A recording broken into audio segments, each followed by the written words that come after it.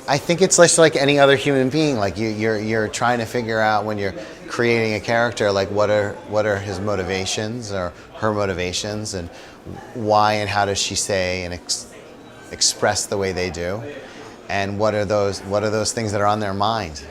Just what was on my main character's mind was far darker than most. That's the job that you are as a filmmaker, is to understand the characters and then bring them together into a story that has a shape and put it out there. So the empathy is what every movie, I think, is trying to give you, or I believe. We want to travel through the eyes and mind of other people. I've just chosen a character that is dark. But with that, the experience of looking at all of the forces that are at play in his life, and all of his impulses, and the dissolving marriage of his parents, and the cruelty of teenagers that surround him, all contribute to the making of a monster. But he was, someone who, as a character, was not wired properly.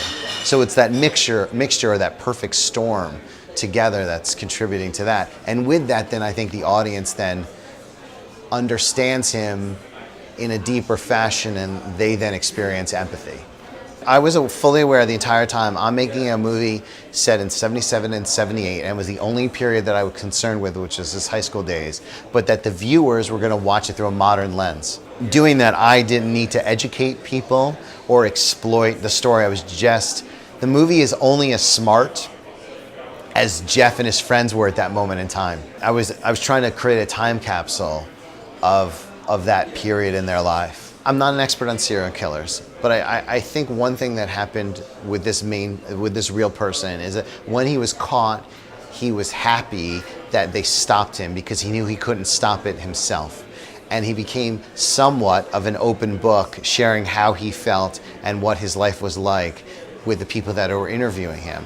And so people then had a way to enter into understanding all the crazy, dark things that he was talking about, where some of these other serial killers, they continue to play games with the population even after they're caught. And so you never really know what the truth is. But with him, he sat down and admitted to almost everything that he could think of. So he allowed people to understand him. I'm not sure I know how important it is that he's American. I do know that every couple of years there's some other troubled teenager or young white man that does something horrible in our society. And I'm not sure how often that's repeated in other cultures. The shooter in Las Vegas has come up in conversations lately because it's the latest tragedy that's misunderstood, and we don't understand why and how someone could do something horrible. But this is really about a young man and not an old, bitter man. But I do think that the thing with Dahmer, unlike some of these other horrible stories, is that there was a sexual thing that was going on at the same time. He was attracting other men back to his home as potential dates or hookups, which is a whole other thing than Columbine or Newtown, Connecticut, or something like that. That's a different thing. I didn't make a horror movie, but I tried to make something that was horrifying in broad daylight.